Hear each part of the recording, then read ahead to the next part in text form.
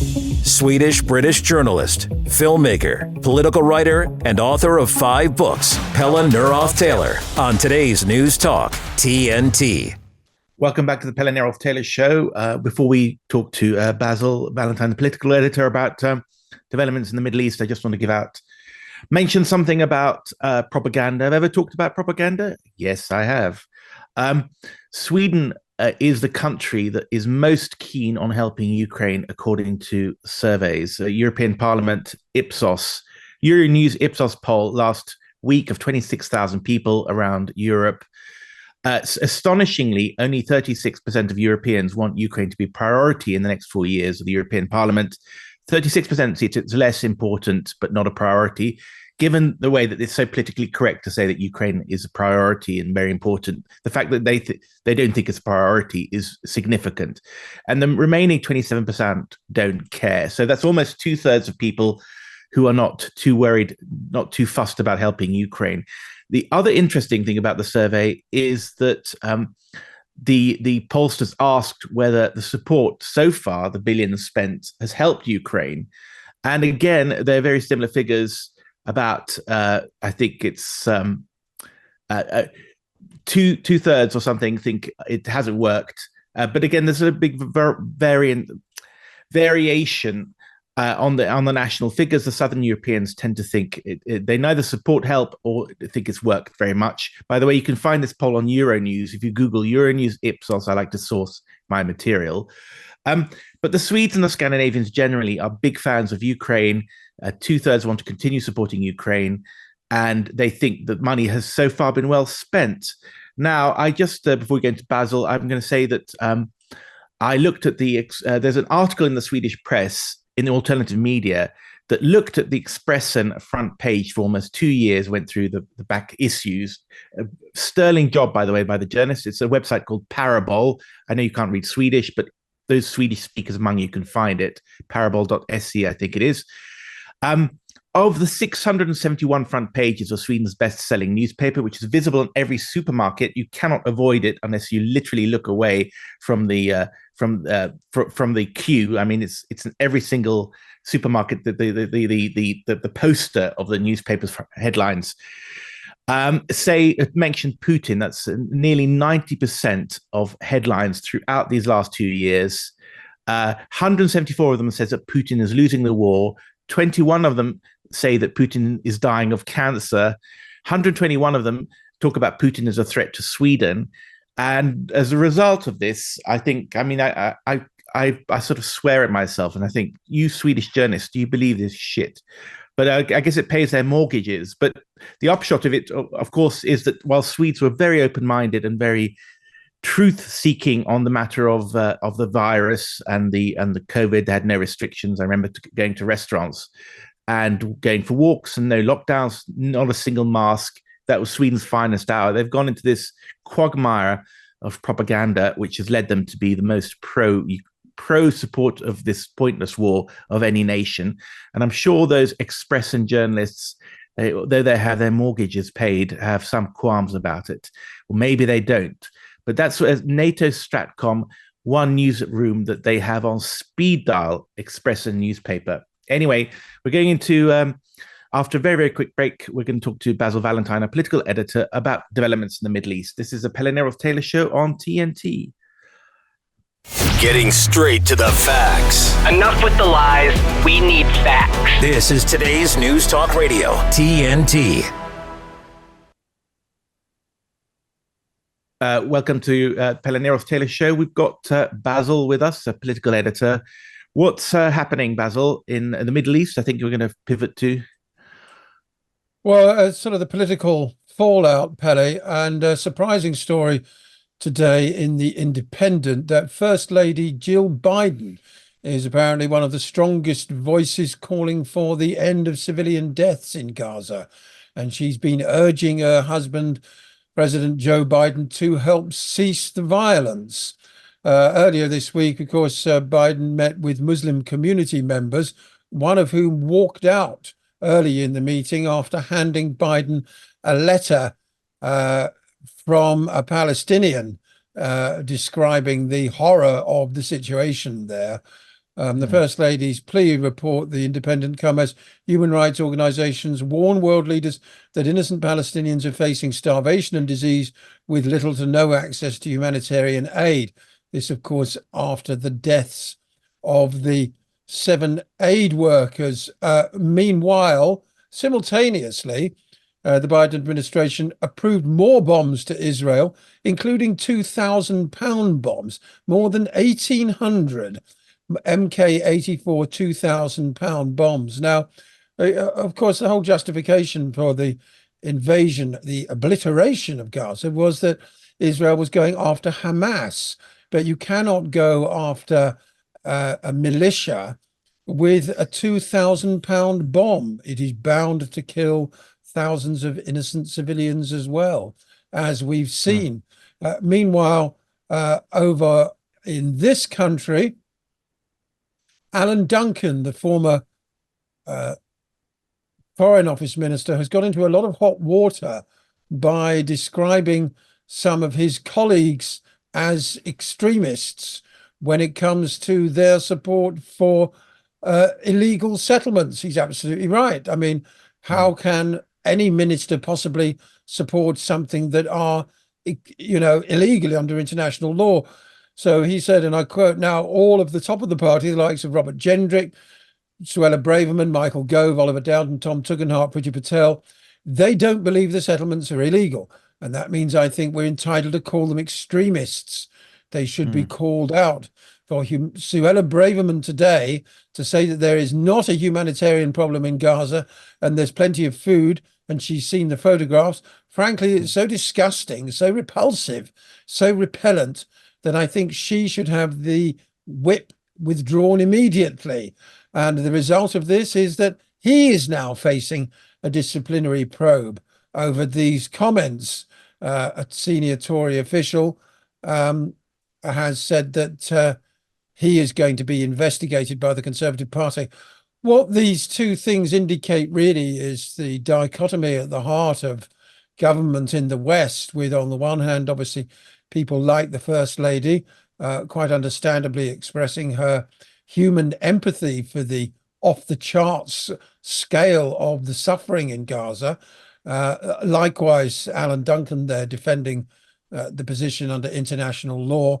And at the same time, the people still holding the reins of power, the likes of Joe Biden and various British government ministers, still supporting the rogue state, regardless, in spite of the fact it looks like it's going to cost Biden the election, because 46,000 in Wisconsin refused to support his candidacy in the primary the other day. That's more than the number of votes he won by, if you believe that, last time round. Michigan and Wisconsin being two key swing states with large Muslim populations. So it would appear that Biden is perfectly willing to sacrifice his so-called presidency on the altar of continuing to support Israel in the face of opposition from his wife. Well, one mustn't underestimate the influence of women in politics. I mean, I was reading a book about the 1815, was it the Congress of Vienna, where prostitutes were conducted diplomacy by sleeping with all sides and carrying messages, and in the Versailles Treaty was the same thing, and of course, the Czech army of females sent out by Beneš to conduct negotiations, as it were, and of course the Czechs got their independence, and a very favorable one as well from the British and French delegates. Anyway, but what's do you think the opinion is shifting in Britain a little bit, because there's a little bit more criticism now because of the even the Telegraph led with this attack on the aid workers and were quite critical. Yes, a lot. I mean, the talking heads, the likes of Nick Ferrari, Piers Morgan, Richard Madeley, they've all basically said enough is enough. The killing of the aid workers really has been a tipping point. I mean, majority British opinion has been in favor of a ceasefire pretty much since the outset. We've seen demonstrations in London with hundreds of thousands of people. There was a counter demonstration in support of Israel at the protest last Saturday, and it numbered about 40 individuals, 40 individuals, two score, as opposed to about 250,000 people in favor of a ceasefire. So, the government, the pro-Israel government, the pro-Israel Labour Party are significantly outnumbered by public opinion, which, really has changed, gone a long, long way. Lots of people on social media say, I used to be pro-Israel, I'm not anymore. The language is hardening all the time. But, let's not forget how deeply dug in the corridors of power the Zionist influence network is. They effectively own the likes of Joe Biden. They own large sections of Congress. They've spent millions of pounds and various other means ensuring they have the total compliance of the corridors of power in Brussels and elsewhere. And I wonder whether Sorry. Go on.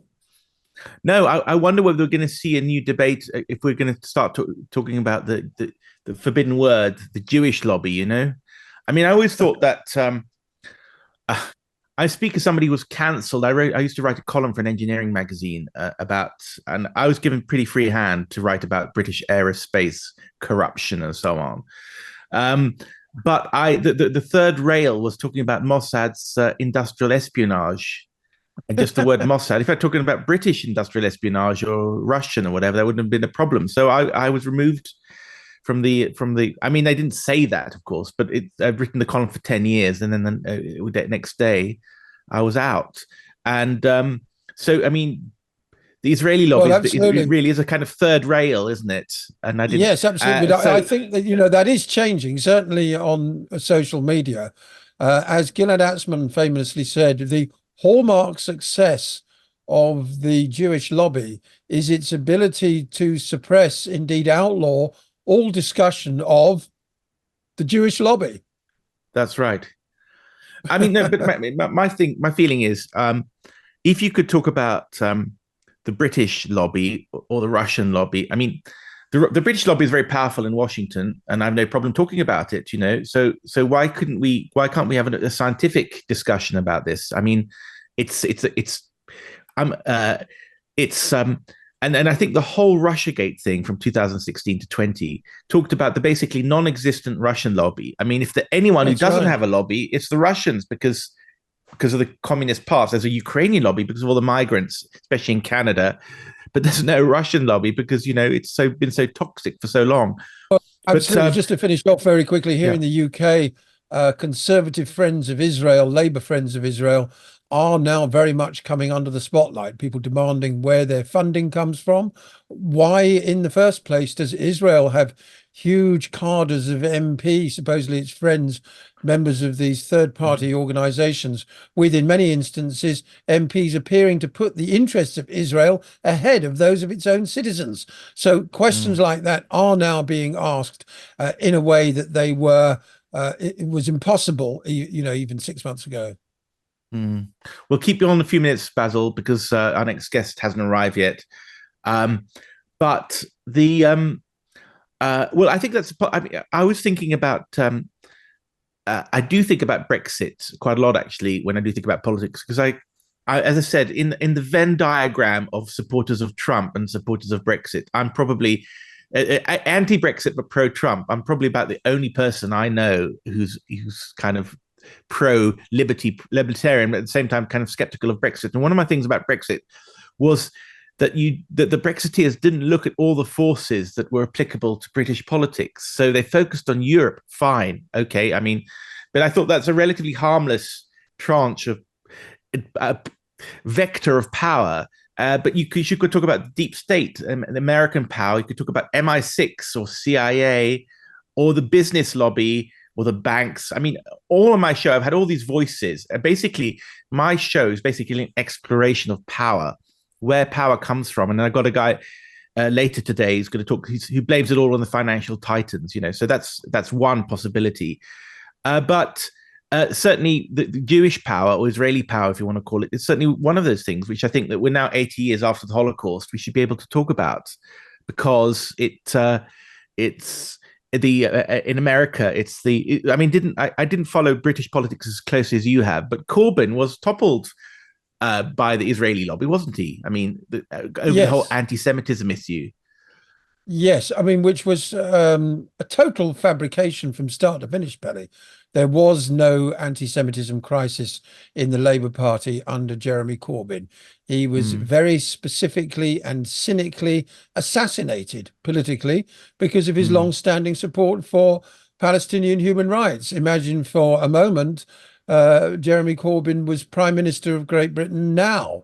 How different Britain's response to the obliteration of Gaza would be. And that's why the Israel lobby could not allow him into the doors of number 10. They have tremendous influence over who gets to the top in politics, not just in Britain, but in the European Union, and of course in the United States, above all, where you simply cannot,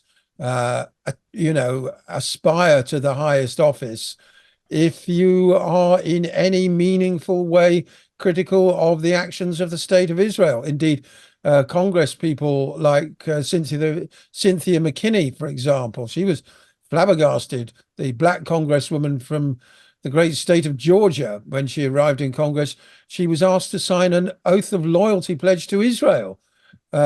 She managed to fight off well-funded AIPAC-backed candidates at several elections before eventually succumbing. If you are a vocal opponent of Israel and its policies, then you find next election yourself facing a very well-funded pro-Israel candidate, whether that's in the primaries or in the general election. Now, that isn't a conspiracy theory. That's a fact. Only a couple of weeks ago, AIPAC was crowing about how all the candidates it heavily backed in the primaries, all won their primaries. So, making sure that, as always, there's this huge pro-Israel bloc in Congress, which will always vote in lockstep with whatever the lobby wants. But, as with the questions being asked about Conservative and Labour friends of Israel, certainly on social media, people are now starting to ask, hang on a minute, what's going on here? Why is our politics so dominated by a tiny country in the Middle East? I was going to say one thing. We've actually got our next guest on, Naomi Wolf, but won't keep her waiting. But I just want to say one thing. I mean, some of my guests have said, well, the Chinese lobby is dominating Hollywood. Yeah, but I mean, isn't that kind of rather ignoring the elephant in the room, or the Chinese or the Russians, pro-Russians dominating our media? But I mean, who runs 6 out of the 7 big American news channels? Just look at the names, I mean, let's beginning to sound like a conspiracy theorist. But before you go, Pelle, I just want to say one quick thing about Brexit. Right. There are 4 words why Brexit was a good idea for the Brits. Those 4 words are Ursula von der Leyen. At least. Oh my God! Okay. You win. If nothing else, because I've got to end this chat and go on to our next guest. Okay. Thank you very much. This is we're going on to our next guest after a very quick break. Naomi Wolf, a world famous feminist. Thank you very much, Basil. Talk to you tomorrow. This is the Pelle Neroth Taylor Show on TNT. Affordable housing, we can build that. Sustainable housing, we can build that. At MIT Modular, we understand the importance of housing for all and the importance of design, cost, and functionality. Our goal is to meet the needs of our growing population by converting shipping containers to livable units. If you're like-minded and in a position to invest in something meaningful and life-changing, we want to hear from you. We are a team of professional architects, engineers, and financial and tax experts dedicated to offering unique solutions that provide a brighter future. Our Opportunity Zone Fund offers investors both real estate and operating business diversification. 5-year tax deferral on capital gains, annual tax benefits, and ultimately tax-free appreciation potential. There are opportunity zones all over America.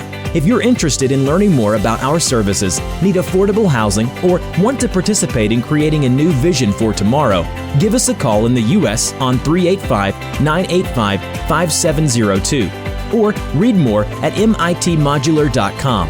MIT Modular. We can build that. Today's News Talk Radio. I do a lot of streaming radio. I do a lot of free streaming. TNTradio.live. Welcome back to the Pelle Neroth Taylor Show on this Thursday afternoon. Well, if you ask me to name the 5 world famous feminists off the top of my head, Naomi Wolf would certainly be one of them. I mean, she's been in my consciousness for most of my adult life. I think her first book came out when I was a student in Bristol back in the early 1990s. So we're very privileged to have her on.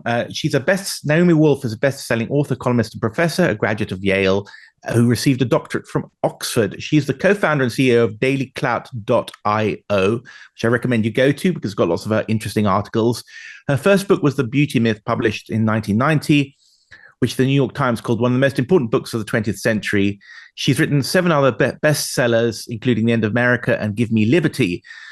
More recently, she has got interested in this whole ridiculous COVID story scandal, if you like, and parted company with a lot of her friends on the left on that issue.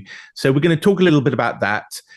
She has just published a book about her experiences and her essays of the COVID period and this massive destruction of human lives, which not nearly enough leftists or intellectuals have dealt with. She lives with her husband, private detective Brian O'Shea, in the Hudson Valley, and she's on our show now.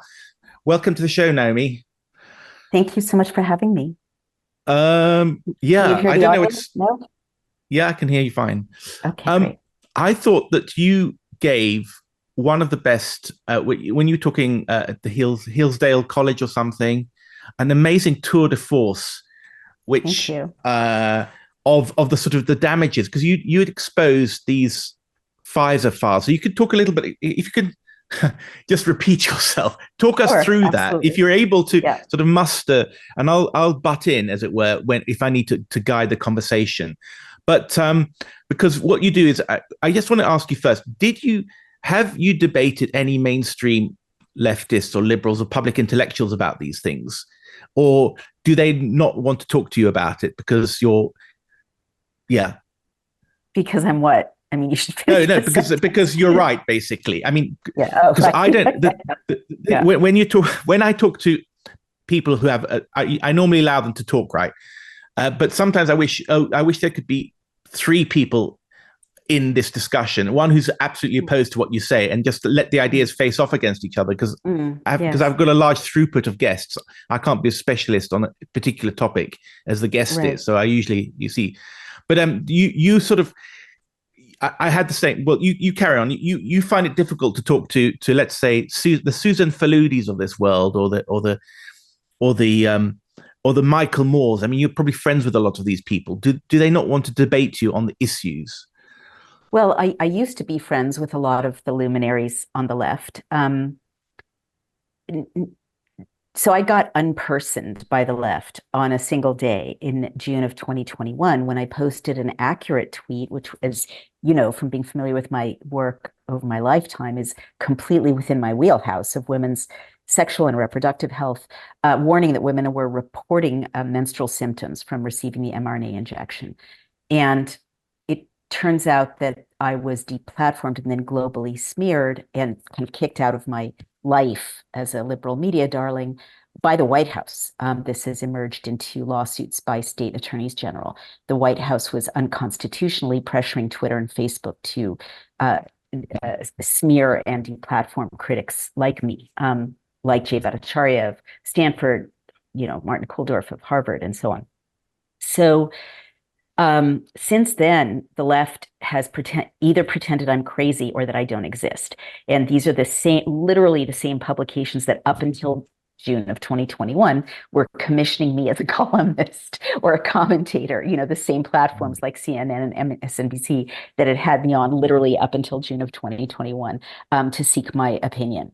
So it was a crazy inversion. And in my last book, The Bodies of Others, to which Facing the Beast is kind of a sequel, I followed the money trail to show that these news organizations, the BBC, The Guardian, NPR, they took the money. They took millions of dollars in funding from the Bill and Melinda Gates Foundation and then the government to silence critics to overcome vaccine hesitancy. So blood is all over their hands. So in terms of the Pfizer documents and whether the left, my former friends on the left will debate me, no one will debate me. I mean, a famous public intellectual, Naomi Klein, wrote a whole book smearing and attacking me inaccurately. She won't debate me. And her family, her father-in-law and her husband have multi-million-dollar contracts with pharma, as it was disclosed. And she started her book seeking to smear and discredit me right around the time that I began to oversee this group of 3,250 doctors and scientists to read through the Pfizer documents released under court order.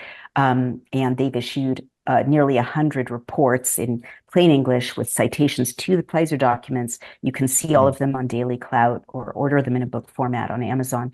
And like literally since I began working on that, they've disclosed the greatest crime against humanity in recorded history. So no one will talk to me about what they found except to pretend I have lost my mind. These are internal documents and it's available in black and white. I mean, these are Pfizer documents, no one doubt that. And they say astonishing things. I mean, it's almost like you said, it's like Mengele basically for the 2020s or something. Can you talk us through some but on a greater scale? Sure. Talk us through some of the astonishing things that you want to reveal to us. Sure, absolutely. I mean, I preface this always by saying that I'm the granddaughter of a woman who lost 9 brothers and sisters in the Holocaust. So I don't use Nazi science language lightly or even metaphorically. It is literally Mengele type science, but on a much, much more massive scale. And the goal is depopulation. And I was very reluctant to conclude that. When I began, I thought only crazy people thought that. But after having read all of these nearly 100 reports linked to the primary sources, as you point out, the internal Pfizer documents that the FDA asked the court to keep hidden for 75 years till we were all dead, there's no other conclusion you can reach. And in fact, 2024, government databases are showing a 13 to 20% drop in live births. So especially in the West and North America. So what are some of the headlines? Pfizer knew within a month after the rollout in November of 2020 that the vaccine did not work to stop COVID. Their language was failure of efficacy and vaccine failure. And in fact, the third most common side effect in the Pfizer documents of getting vaccinated is COVID. So you've got to process that. It means everything that followed, the distancing, the kids home from school, the mandates, people losing their jobs. Now all of the death and destruction are based on a lie that Pfizer knew. And I really want to stress that what Pfizer knew, the FDA knew, because the FDA were custodians of this material. And Dr. Walensky, the CDC, the White House knew. All right. So Pfizer knew that, you were probably told, we were told all over the world that the side effects were like chills, maybe pain at the injection site, maybe fever, a little fatigue. No, the side effects, there are 42,000 in just 3 months plus, and they are catastrophic. I mean, they include industrial scale strokes, cardiac events, thrombocytopenia, blood clotting, lung clotting, leg clotting, dementias, Alzheimer's, florid neurological events that no one's ever seen before, tremors, convulsions, brain damage. They include horrific inflammatory conditions. The second most common side effect is actually arthritis and joint pain. And all around you, I'm sure you know people who are suffering from joint pain. They have no idea it's the second most common side effect of mRNA injections because these lipid nanoparticles cause inflammation, respiratory conditions, skin conditions, horrific skin conditions. Interestingly, the first most common side effect is myalgia, which is muscle pain. And I'm sure you know people who just don't feel good. And these poor people are going from doctor to doctor, and no one's telling them, oh, well, that's myalgia, the first most common side effect in the Pfizer documents. But, liver damage, kidney damage. So some of the damage, 1,225 deaths in just 3 months. Like straight out fatalities. So how in just interrupt. Sorry, those 1225 deaths. In what cohort was that? Was that the trial cohort, or where? So the Pfizer documents include both the trials leading up to the emergency use authorization. And remember, these trials were not completed. The EUA was to short circuit the process of completing a clinical trial to prove something safe. And then it's called the post-marketing data, meaning after it's been injected into people's arms all over the world, but especially North America and Western Europe. So these people dropped dead and suffered like stroke and liver damage. Half of the adverse events were within 48 hours after the injection. So there's tons of, correlation does not equal causation, but there's tons of temporal evidence that soon after getting injected, people sustained horrible damage. Pfizer knew by May of 2021, actually April, that the injections were causing heart damage in minors. And in fact, one of our lawyers, we have 250 volunteer lawyers, one of them FOIA'd internal emails from the White House showing that there was a freak out in April of 2021, very early on, because both the Israeli Ministry of Health and the Pediatrics Organization was warning that kids' hearts were being damaged. And instead of coming clean with the American people or the Australian people and, people around the world and saying, stop, giving this to minors, causing heart damage in healthy children and teenagers and young adults, there's this email flurry with going up to the level of the president, right? The form goes up to the president and 15 White House staffers are on the email. So Dr. Fauci, Dr. Walensky, the most senior people, it's not minions, planning how to cover up this evidence. And they created a 17-page script, which is 100% redacted, to allay everyone's fears about myocarditis and to claim, as you recall, that it was, mild and rare and transient, all of which is a lie. And then they followed that knowledge of heart damage in minors with a huge propaganda campaign that summer to get your teenagers vaccinated. Wasn't there something about they employed 2,400 full-time staffers simply to process the paperwork for adverse events? That leaps out at you. Correct. Yeah, that's also a data point. But I just want to make sure in our brief time that I skip ahead to what to me is the centerpiece of the documents, because it's not just the damage to adults who are alive in this generation, it's the damage to fertility and the human condition, our ability to reproduce. So, COVID is nominally a respiratory or are presented as a respiratory viral infection. But there's almost nothing in the Pfizer documents about lungs or breathing or mucous membranes or nasal passages, almost nothing. What there is in abundance is weird, I'm trying to avoid vulgar language, weird stuff about sex and reproduction and pregnancy. So they knew that they were causing horrific damage reproductively. And that looks like the goal of these injections. For instance, there's a chart. When I say Mengele science, this is an example. They very calmly created a chart of the damage they were doing to women's menstrual cycles with 15,000 women bleeding every day, tens of thousands of women in each cell of the chart, 10,000 women having no periods at all post-injection, meaning totally infertile. 7,500 women hemorrhaging, 5,000 women bleeding twice a month. 10-year-old girls menstruating, pumping injected, 85-year-old women bleeding, pumping injected. So they knew they were causing, significant damage to women's reproductive capacity. And in fact, 62% of the adverse events are in women, of which Pfizer refers to 16% as, quote, reproductive disorders. Those are Pfizer's words, that 16% of the 62% of all these adverse events are in women and are reproductive disorders. So they knew what they were doing. That's incredible. Yes, it is. They kept going. Sorry, go ahead. I mean, just from my little corner of the world, the Swedes had quite a good COVID response. You know, they didn't believe in the masks and things, as I said, but the birth rate is down quite severely. So it's You're in exactly Sweden? supporting what you're saying, yeah, in Right. Sweden. Yeah. So Well, this is part of the globalist plan. I mean, I don't mean to skip ahead, but my original research found that these injections, Pfizer's brand, are made with an MOU with China. And mhm, the IP was transferred to China in 2021, and the manufacturing is now in the hands of China.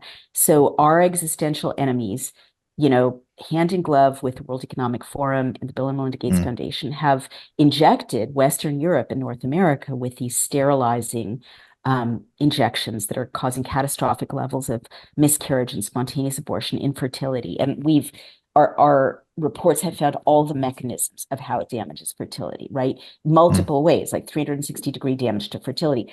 The lipid nanoparticles block your ovaries. They disrupt your menses, as I described. They traverse the placenta. They weaken the placenta. Babies are being born prematurely because the placentas can't grow. They're poisoning the breast milk. They knew they were in the breast milk. Babies are dying in the Pfizer documents from nursing their vaccinated moms. There's an 80% miscarriage rate in one point in the Pfizer documents. Our initial report had 40%, and Reuters and AP did a hit piece on us saying it was not correct. They were right. It was not correct. The true number was 80% in that section. It mm, was over mm, 80%. And mm, and and Pfizer gave a report called the Pregnancy and Lactation Report to Dr. Walensky in April 2021, showing two babies dying in utero that Pfizer concluded their deaths were due to maternal exposure to the vaccine. 3 days later, that's their language, maternal exposure. mhm, 3 days mhm, later, Dr. Walensky gave a White House press conference telling the pregnant women of America that the vaccines were safe and effective, and that there was no bad time to get vaccinated before, during, or after your pregnancy. She had this document in her hand, knowing that she was going to be killing a lot of those babies. And last mm. thing I'll say about this is that maternal deaths in childbirth are up by 40% because these placentas are compromised. And so women are hemorrhaging and giving birth in like 19th century type conditions that are very dangerous Mm. now. I mean, what you're saying is incredible and could well be true. I don't have any reason to doubt it. I I mean, think respectfully, can I just it's so jump in? big that it's difficult to take on, isn't it, Yeah, though? Because you yeah, have to I change your whole really, worldview.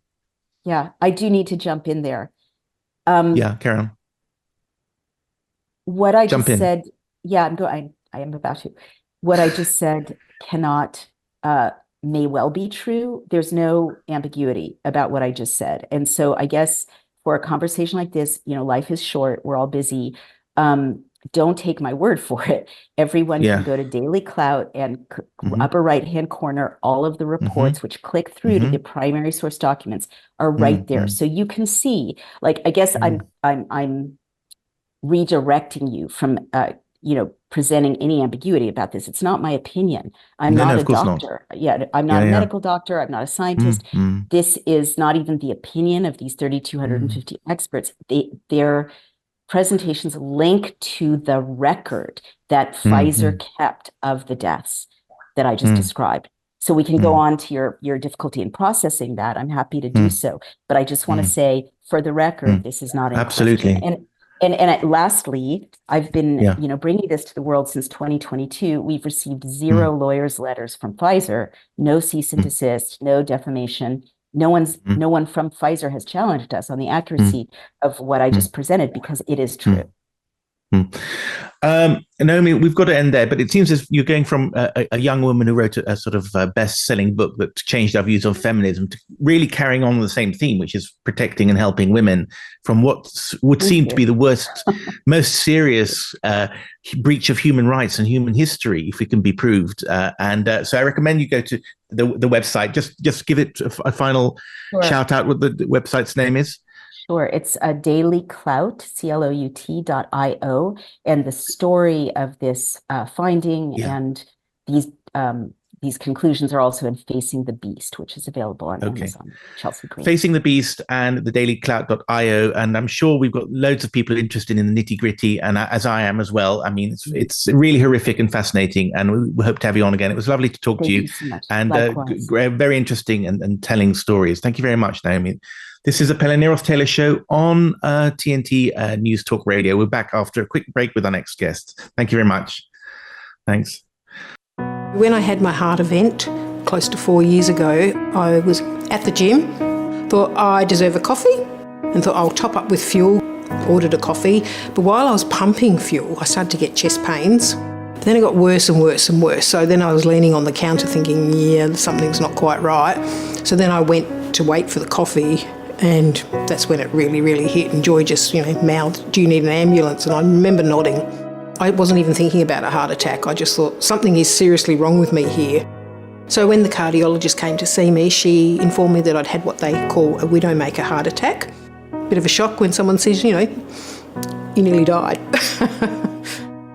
Everybody should be aware of all the symptoms of a heart attack that women can have that aren't typical of the shoulder pain, the right arm pain.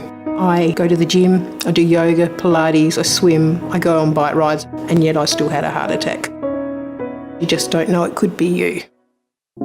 On a virtual road, you can test the limits of your driving ability to see how fast you can go under the most extreme conditions, like when it's dark, when the weather's bad, or when the unexpected happens. The higher the speed, the harder the impact. But driving isn't a game or a race. When you're on the road, just 10 miles per hour over the limit can mean the difference between life and death. You're responsible for people's lives and your own. Slow down and save lives. Coming to you live from Sweden, you're with Pelle Neroth Taylor on today's News Talk, TNT. Welcome back to the Pelle Neroth Taylor show. We've got our final guest this Thursday afternoon, who's going to talk us about who really runs the world. Finance is the short answer. Peter Phillips is a professor emeritus of political sociology, who's director of Project Censored and president of the Media Freedom Foundation for many years. He's edited and co-edited many publications and won many awards. His 2018 book, Giants, the Global Power Leaked, is a look at the top 300 most powerful players in the world, in world capitalism, who are the controls of our economic future. And this summer, he's coming up with a new book called Titans of Capital: Concentrated Global Wealth Threatens Humanity, which examines the investment practices of the 10 largest capital investment management companies. Presumably, Peter, welcome to the show. You have a security issues there because you're talking about how Russia and China are directly related to the financial interests of the Titans of Capital. Is that correct? Absolutely. Yeah. Both the Titans of Capital are the 117 people who manage the top 10 capital investment companies. They control $50 trillion worth of wealth. So they get to decide where it's invested and how they're doing it. They're invested in both China, and they were seriously invested in Russia, but some of that has been withdrawn or is worthless today. But they made more than enough money off investments in military stocks to offset their losses in Russia. So they are the capital controllers, literally, of the world. Very small number. We identify them in the book. We're talking about companies like BlackRock, Vanguard, UBS in Switzerland, Fidelity, State Street, Morgan Stanley. These are the biggest investment capital. They manage the surplus money for 40 million millionaires and the 2,600 billionaires in the world. And many of these millionaires have 50 million, 100 million, $500 million. So extremely rich people, very concentrated wealth. And when we looked at this 5 years ago, what we've seen now is a doubling of the wealth of these companies than what they're managing. So wealth is capitalized very seriously, managed by a very few number of people. And all Western governments, intelligence agencies, when they say we're concerned about our special interests, that's what they mean. These are our special interests. That's why we have military bases everywhere in the world, because these capitalists, these big companies are invested everywhere in the world. Well, I followed the conflict in Ukraine quite closely, and the name Larry Fink and BlackRock turn up quite a lot. Larry Fink is now the manager for the post-war investments in Ukraine. Mm. So that BlackRock is taking the leadership role in that area. And are they benefiting from the war, or are they hoping to benefit from the peace? And was this a kind of conscious calculation? I mean, do they just exploit opportunities, or do they try and make policy as well? Policy is made by policy groups like the Atlantic Council, Trilateral Commission, of which they're very closely linked or heavily involved. The World Economic Forum, Larry Fink is on their board of directors or trustees. So they're setting direction for global capital, how it's going to be invested. The Atlantic Council has called for regime change, both in China and in Russia. We keep giving weapons to Taiwan. We've supplying weapons at a high level to Ukraine, or have. There's controversy with the Republicans now around that, but it's very profitable, and it's what drives world capitalism. Who are the other figures? Do these leading figures, do they consult with each other? I mean, when it boils down to it, they're also human beings with limited lifespans and who live in houses. What kind of lives do they have, and what do they, how can we take them out? Oops, I didn't say that. Larry Fink was the first one to become a billionaire that managed a big independent company, and Jamie Dimon from J.P. Morgan Chase is close. They of course know each other, and are often on similar policy councils or in communication with each other and or the presidency, the White House, and leaders all over the world.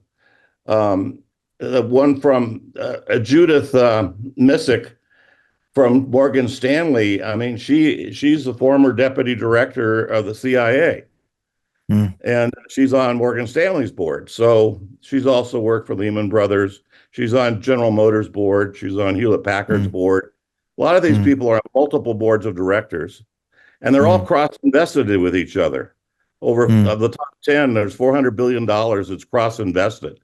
So it's one big, tight network of global capital seeking to continue to grow and advance their wealth, and very aware of what policy directions they're trying to entertain. And I mean, I